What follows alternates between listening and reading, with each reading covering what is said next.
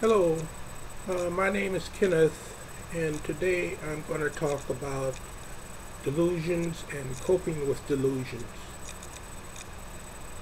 Delusions are a symptom of schizophrenia, but they fall under other other categories of mental disorder uh, under the heading of psychosis. Now, psychosis is basically a variation from your perception of reality. Uh, I like to think of it as seeing things that other people don't see and having thinking you have rational thoughts that are really not rational to other people. Uh, Delusions are what you call pleasant psychoses, and paranoia is I've called unpleasant psychosis. Now, delusions or pleasant psychoses have different components. You know, there's the emotional component. That's you usually get a pretty good high from having a delusion because they involve some special ability or power that nobody else has. And there's a variety of delusions. Um, Here are some delusions. Feeling that you're the most powerful man on earth. That would be a grandiose delusion, where you feel that you have superior powers and that you're greater than everybody else. There's also under that category of grandiose delusions, believing that you're a god or Jesus. And I've seen people like that believe that they're God or they're Jesus, and they truly believe that, and they act and behave as if they're either God or the Son of God. You can also feel that you're the President of the United States, or you can feel that you have special powers, like you can kill people from a remote location. I remember hearing a woman talk about that.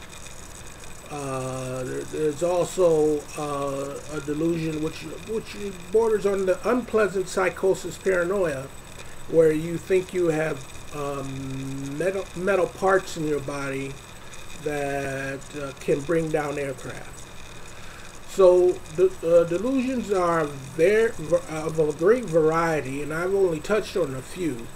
If you have schizophrenia, you can probably tell me, some of yours, and they would be totally different.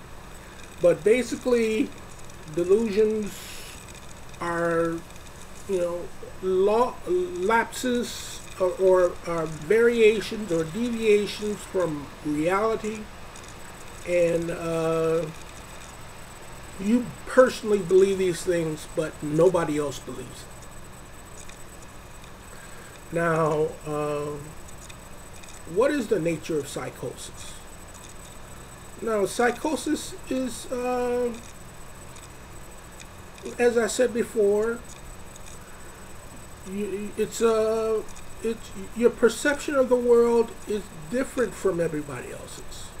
I like to think like every individual on Earth has a vantage point from where they look out onto reality. And in a person with psychosis, this vantage point is altered because normally everybody sees the same thing, but in the person with psychosis, the person sees things differently. So his vantage point is changed. And it's also, psychosis is also due to emotional effects. With grandiose delusions, like feeling that you're Jesus or God, you usually have a great feeling of euphoria or hubris. You feel great and powerful, and you feel good, and you feel benevolent. These are very strong emotions that you feel. And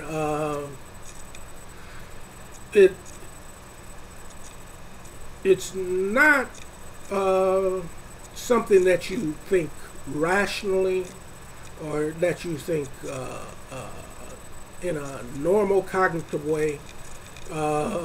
It's basically some irrational thought that you truly have faith in, and there's no way that anybody else can convince you that that your thinking is wrong, because you have so much confidence in the way you feel. It's basically a high that you feel, because you have special powers of some sort. Like I said, before, where the woman that was talking about, she was killing people from her bedroom. It's a special power, and it's basically something that only you can do. Now, what causes delusions? I think that it has to do with changes in blood flow in the brain, in the brain of a schizophrenic. Because I think that you have more blood flowing to the emotional parts of the brain, like the amygdala, and less blood flowing to the prefrontal cortex. And I've said in other videos, when less blood flows to the prefrontal cortex, that means the performance levels of the neurons in the prefrontal cortex, or the cognitive areas of the brain, become reduced, because they get less oxygen and nutrients. And this changes the firing patterns of these neurons. When those firing patterns of the neurons get changed, your reality is altered, and you see things differently. You perceive things differently than the way other people perceive them that are normal. And also, more blood flows to the emotional regions of the brain, like the organ designated for primitive emotions, like the amygdala. And when more blood flows to those parts of the brain, you get a tendency to get angry, and you have violent impulses, which you see in schizophrenics. And I get angry myself, and I get angry for no reason, and that's what I think is going on. Also involved is an organ in the brain called the hippocampus. The hippocampus is this organ that is involved in short-term and long-term memory. And it's also involved in spatial location. Now, in the brain of a schizophrenic, the hippocampus is extremely atrophied. It's shrunken. It has a lot of dead cells, and you can see, you can gather from that your spatial reasoning, your spatial perceptions would be altered. Like I said, with the lack of brain flow to the prefrontal cortex, because the neurons have a lower performance level, and they fire differently, changing your perceptions of space. Uh, the only way to resolve that is to basically restore the blood flow to normal, or somehow compensate by dilating the blood vessels, or something like that. That's what I think. Now, as far as therapeutic approaches to helping people with delusions, I've heard a therapist talk about a session he had with a person that had a delusion, and he basically rationalized, why the delusion does not exist, and he got nowhere. He basically could not reason the person out of thinking the way he thought. So therapy can help, but the idea that you can rationalize a way of thinking. If you think you're the most powerful man on earth, there's no way that you can tell people that say, hey, there's other people in the world, there's mayors, there's governors, there's prime ministers that do things and control economies and people and things like that. Whereas what do you do? You can put arguments like that, and they won't mean anything to the individual with the delusion.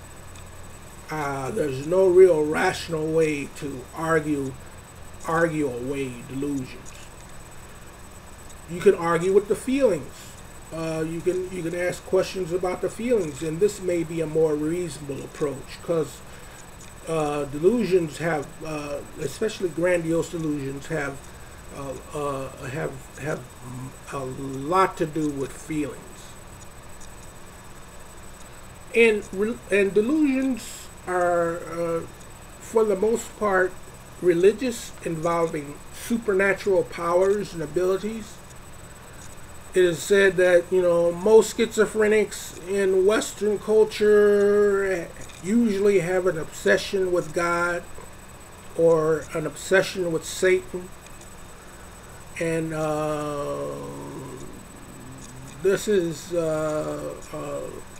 very interesting, because why does a schizophrenic, who was normal at first and may have had no concept or no interest in religion before he got schizophrenia, all of a sudden have this obsession with God or an obsession with Satan?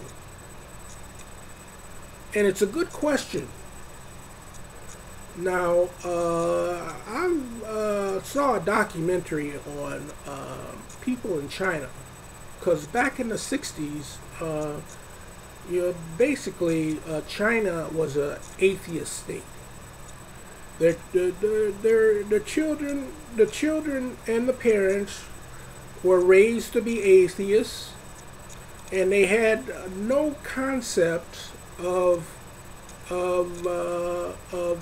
God or Satan or supernatural powers or anything like that.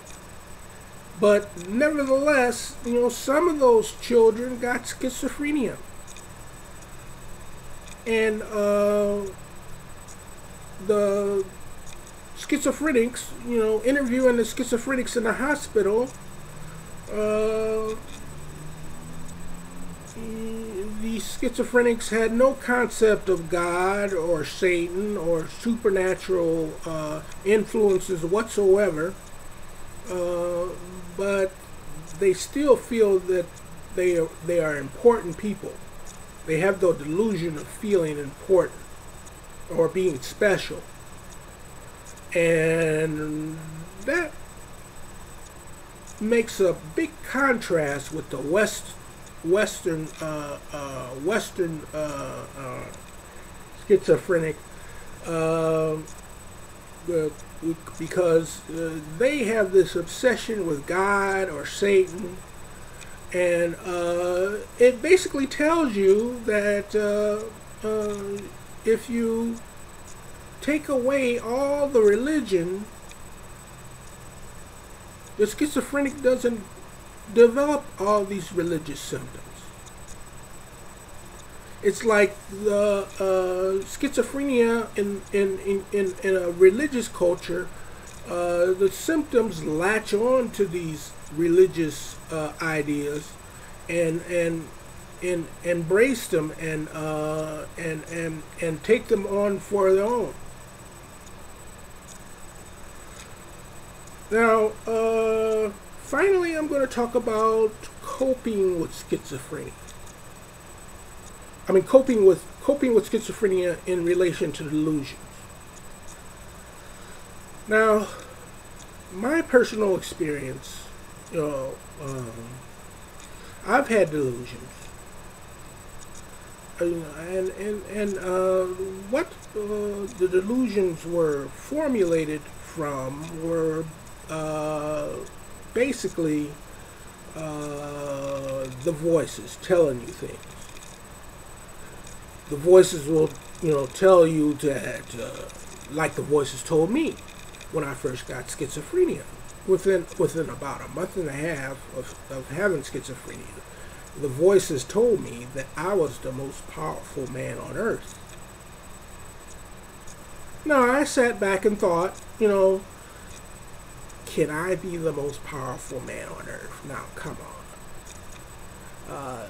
Because at that time there was like 4 billion people on Earth, and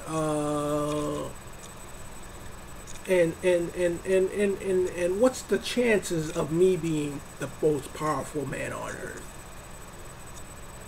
It's like I was supposed to accept their words as gospel. And that's an issue with schizophrenics. They believe in what the voices say, and you gotta shy away from listening to the voices, because they tell you things and they flatter you, and you end up with delusions, like feeling that you're the most powerful man on earth. No, you're not necessarily the most powerful man on earth because someone told you the most powerful man on earth. You're the most powerful man on earth because of basically reality things. Usually we consider the President of the United States the most powerful man on earth. And also I got enticed to be a president. Here I am with schizophrenia, and I'm looking for a job, and my home situation, my place of residence is in question, and the voices tell me that I'm a president.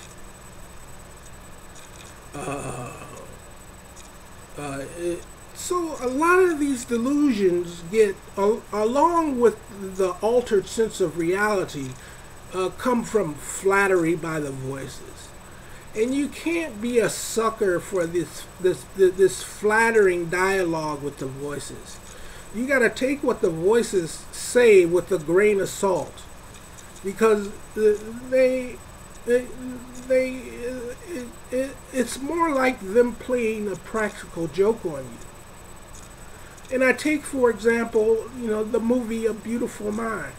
Where John Nash, the mathematician, has